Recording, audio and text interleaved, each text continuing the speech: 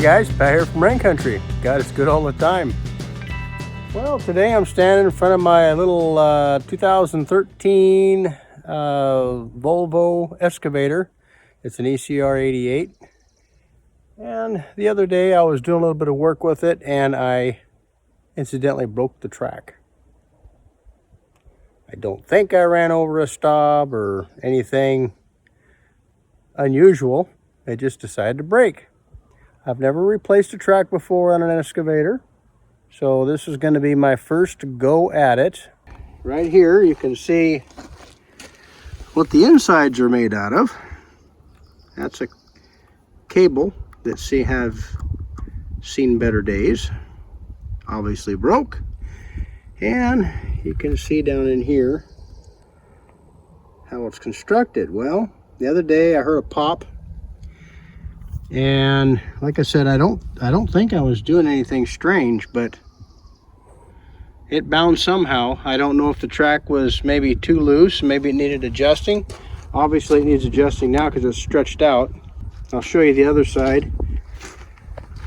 When I purchased the machine, this actually had a newer track on it, so that was just living on borrowed time. I've had the machine for a few years, but you can kind of see how I got the tension on this one. A little tiny bit of sag coming in here between that roller and the front and the back.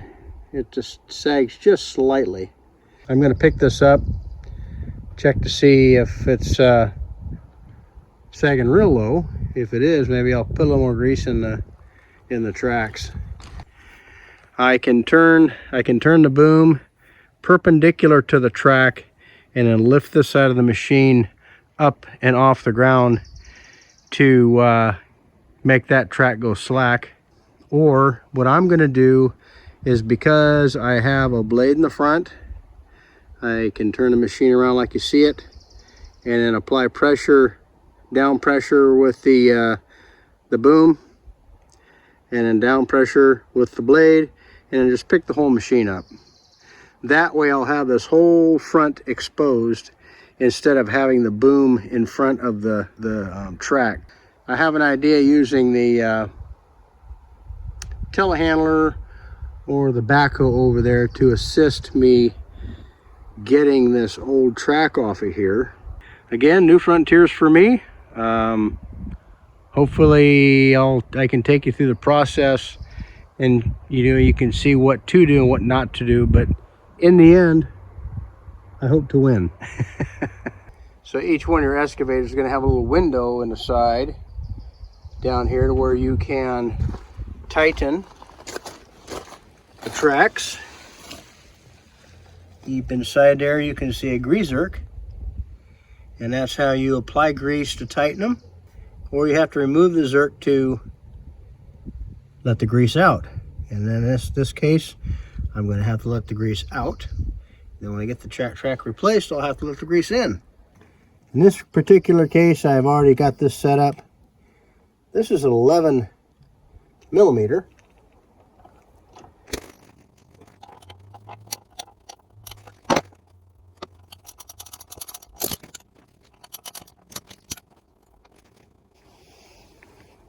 That's what that guy looks like. I'll clean that up, put it aside, keep it in a clean spot.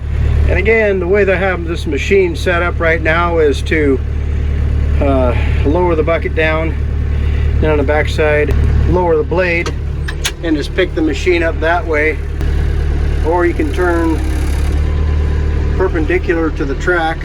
You can lift the machine up that way by lifting the machine, putting down pressure on the bucket and lifting the track up that way. But I want room right here so I can bring the telehandler in here, or the backhoe for the idea that I have brewing in my head. So back over this way,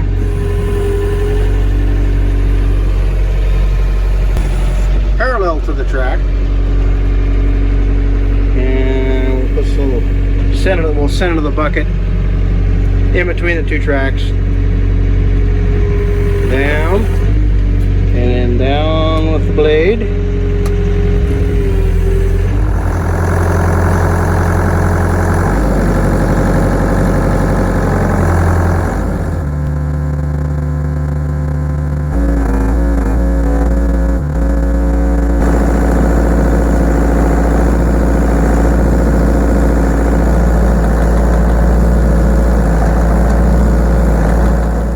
You can see the grease, it's all squished out.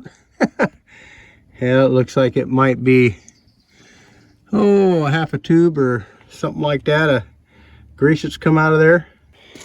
Okay, the whole idea here is maybe to take the slack back out of it. What I'm going to do is I'm going to get a strap or a chain of some kind, and I'm going to wrap it around just ahead of the sprocket, and run this in reverse, and hopefully pull the track off and get it out of this groove right here. I need to get this way and get it off of the high point here. I lifted the sag with the telehandler forks and then chained around the bottom of the track, and so that gives me a little bit of slack up front here. And so what I plan on doing, very cautiously, starting the excavator, and I did pull back just a little bit. You know, when this chain travels that way, it's also going to pull the track this way as well. I could have just as well as left that a little bit loose. The chain, I figure, is going to crawl across the top of the fork and pull this way. As it's rotating around this way, I'm going to have the excavator rotate around this way, and then hopefully there's going to be enough slack underneath here just to hop off of the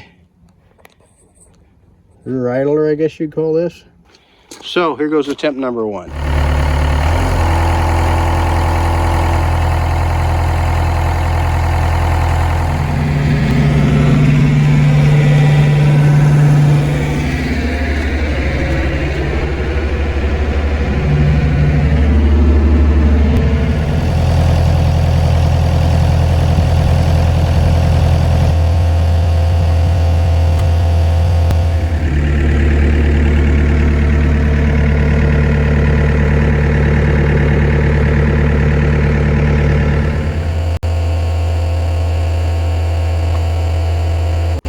Well, I believe that was the hard part.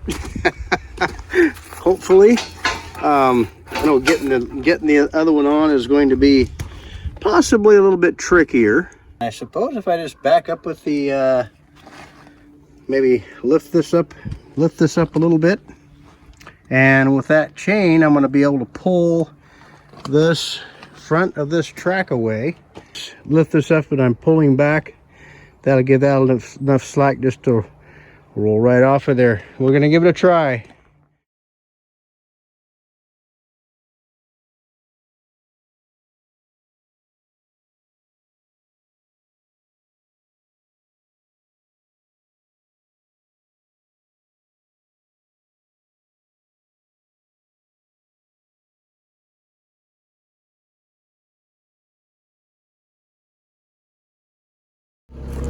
So again, putting the chain was buried underneath here, so when I pulled that back, it gave me enough room to where I can uncouple the chain and hook it.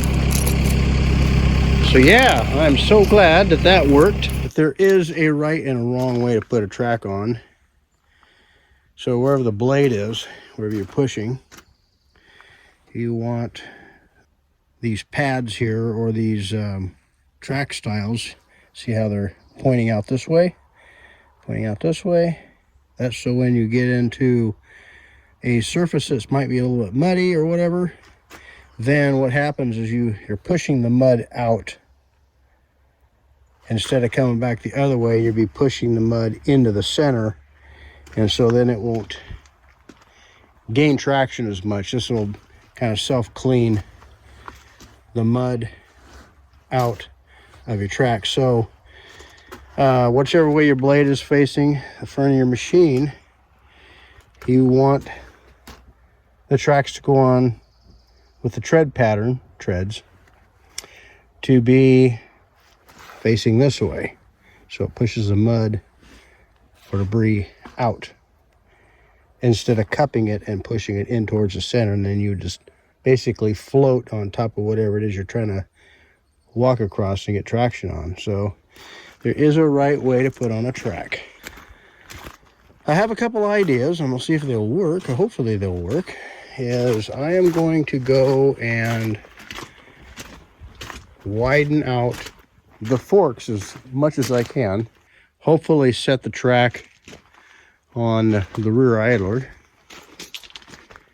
And then somehow, some way, apply tension to the track so I can walk it onto the front sprocket.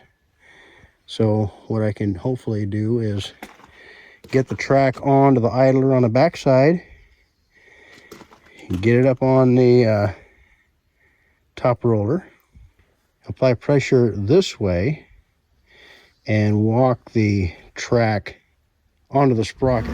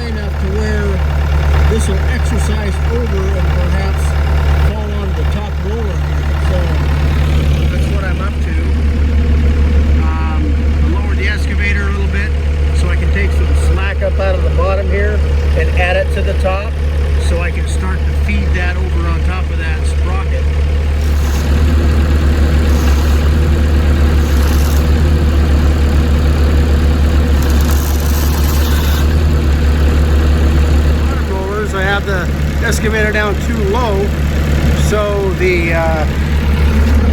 these cleats, or whatever you want to call these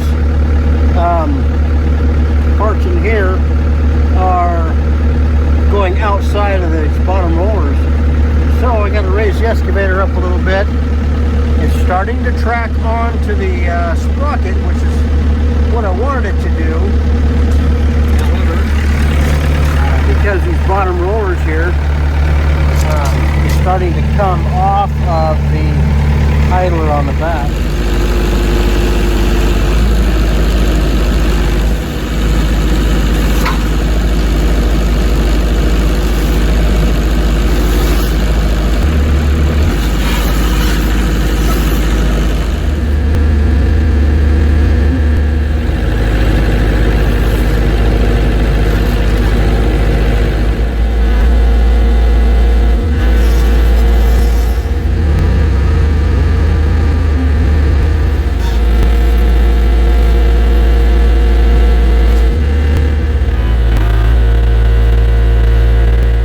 Well, not too bad for first time.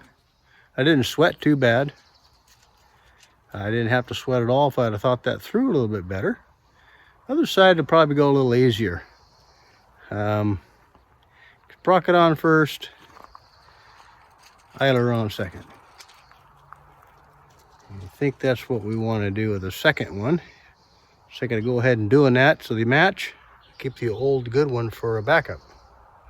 So I need to go get my grease gun and pump that thing up and see how she looks.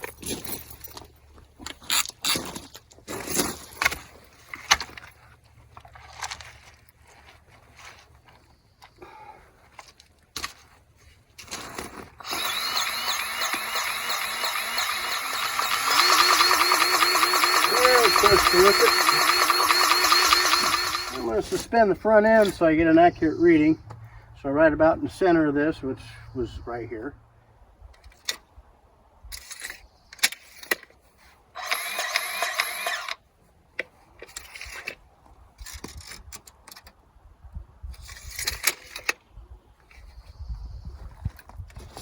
Well, I know you don't want tracks too tight, but you also don't want them too loose.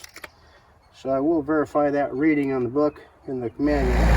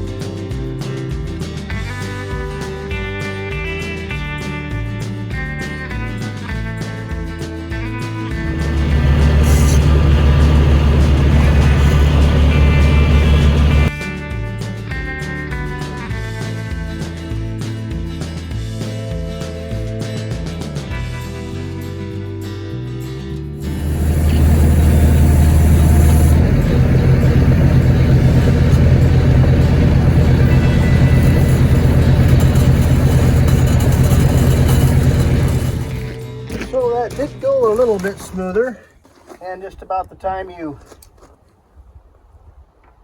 get pretty good at something, then you forget about it next time you have to change them out. But anyway, this one went, I don't know if it was twice as fast, but it was a lot faster.